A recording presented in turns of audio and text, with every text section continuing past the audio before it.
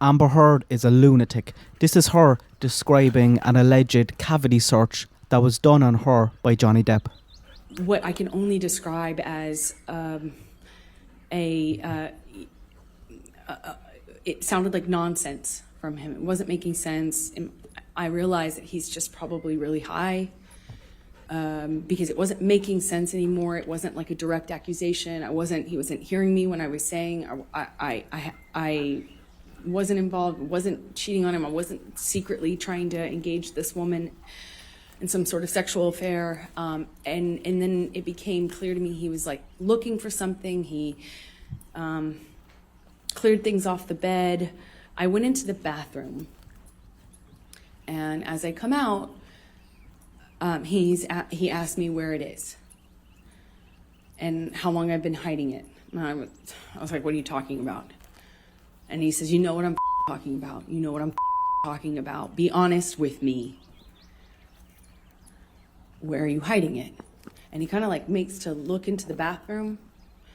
And I gestured to the bathroom, which was to my right. I kind of like gestured to him, and I said, like, what am I hiding and where am I gonna hide it? And we're standing in this little hallway area outside of the bathroom, and he starts, what it feels like patting me down or saying he's patting me down. I can't recall, but he ripped my dress, the strap top part of my dress. I had just dyed this thing myself pink, and it's just one of those things. I was like, I just finished that dress, and he's like grabbing my breasts. He's touching my thighs. He rips my underwear off, and then he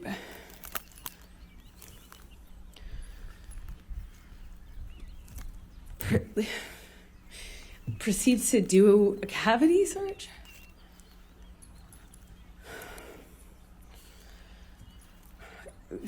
He said he was looking for his drugs, his cocaine, his coke. I was wondering how somebody who didn't do cocaine and was against it, that was in and of itself causing problems in our relationship. How could I hide? Why would I hide his drugs from, like he was insinuating that I was doing it or something? It made no sense.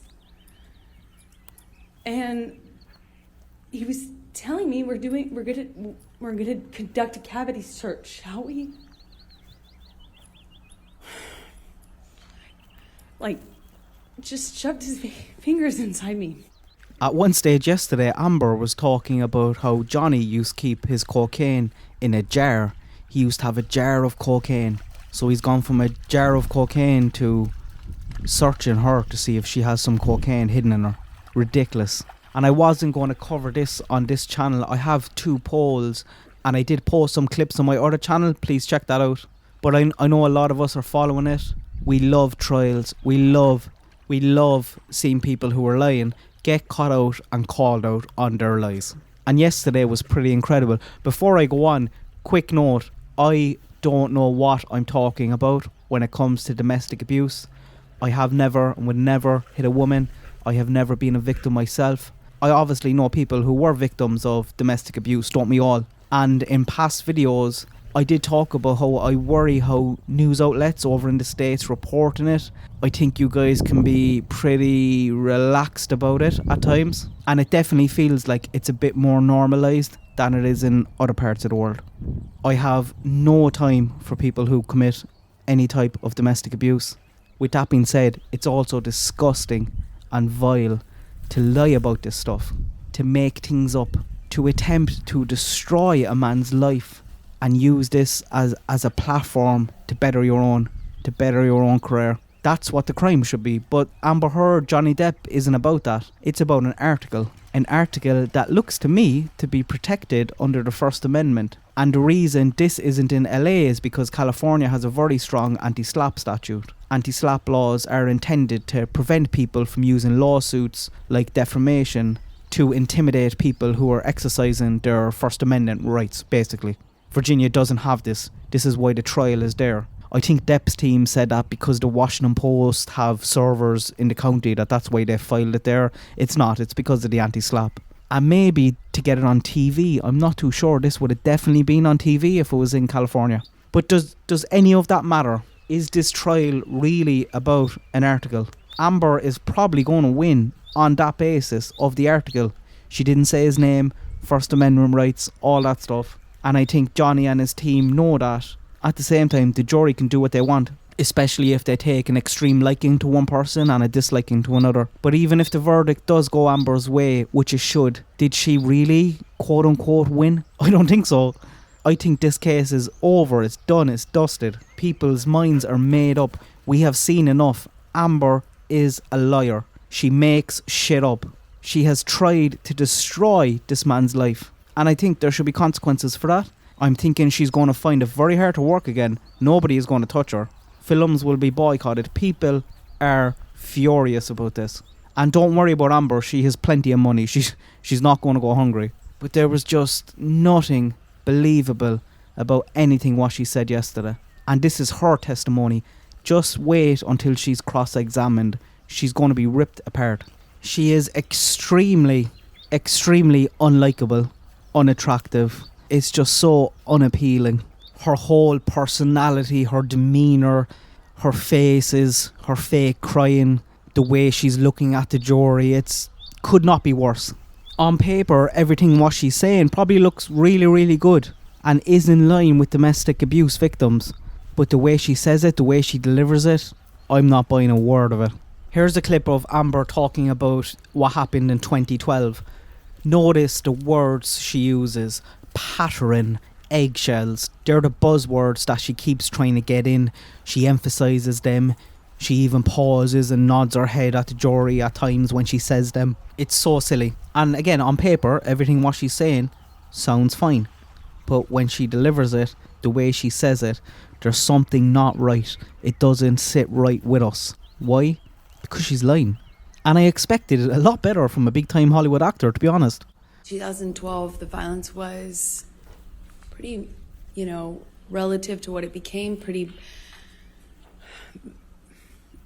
slapping, backhanding. Well, it went from this eggshell kind of, you're walking on eggshells, nothing you're doing is kind of right, but you don't know what you're doing wrong.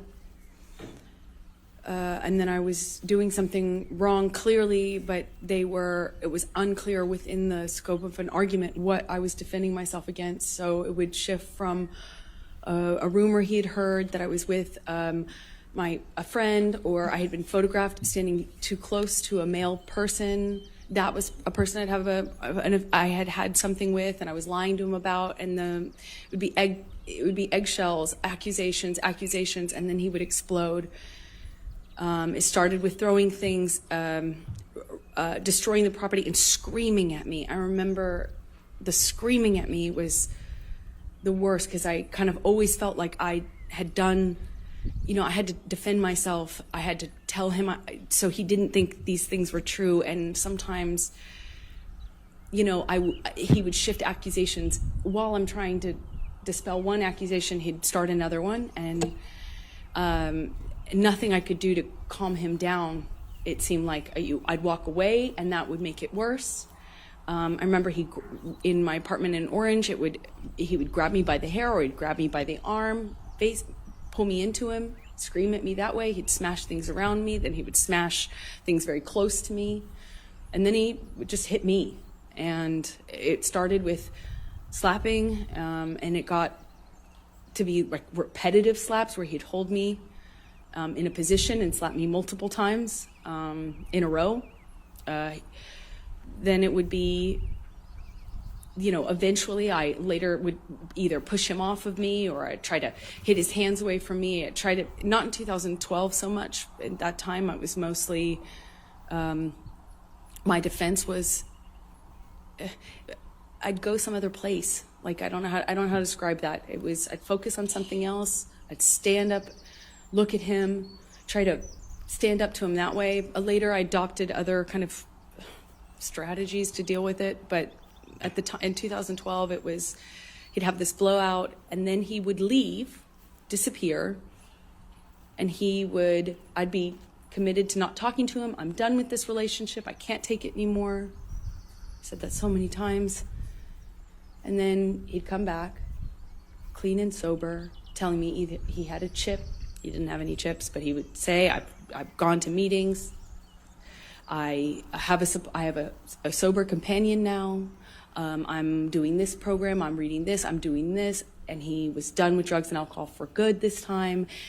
And he'd come back in my life, and with the combination of him being sober and having gone through this horrible thing where I felt like my heart ripped out of my chest, like a relationship ending is hard, I think, for anyone, but ending under that circumstance is really painful. And so when he'd come back, it would almost feel like a solution to that, and it would feel great, and we would be good again, and he'd be extra nice and extra apologetic and extra loving, and we'd be back in the good bubble, the warm glow. And eventually I'd get bored, and then I'd see him drinking again. When I started to get upset, noticing the pattern of the violence going with the drinking and drugs, then he started sneaking it. So it became less clear, and I'd have to look for clues as to what he was on. So I just knew how to react, Johnny on speed is very different from Johnny on opiates. Johnny on opiates, very different from Adderall and cocaine Johnny, which is very different from Quaaludes Johnny. But I had to get good at paying attention to the different versions of him. 2012, I was in the beginning stages of this, just learning these patterns. I was just learning that drinking kind of correlated with the violence.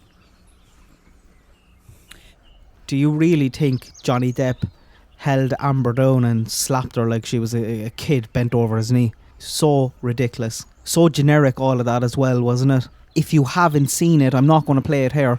I have it on the other channel. A more specific example is when they ask Amber about the first time Johnny hit her, and she concocts this big story about the dirty carpet. It's so ridiculously made up. I'll put a link to it here, but please watch that if you haven't watched it. And also, I have another clip on the other channel of Johnny Depp's face when they were playing the recording of the conversation of Amber shouting at him, calling him a baby. Listen to that if you want to hear the real Amber Heard. I'm really looking forward to her being cross-examined. I think it's a huge mistake to put her up there. They should have just making this about the First Amendment and trying to make this boring and shut it down as much as they could. But she is going to get lit up. Lit up. I might go live for that, so keep an eye out. Good luck. God bless. Have a good day.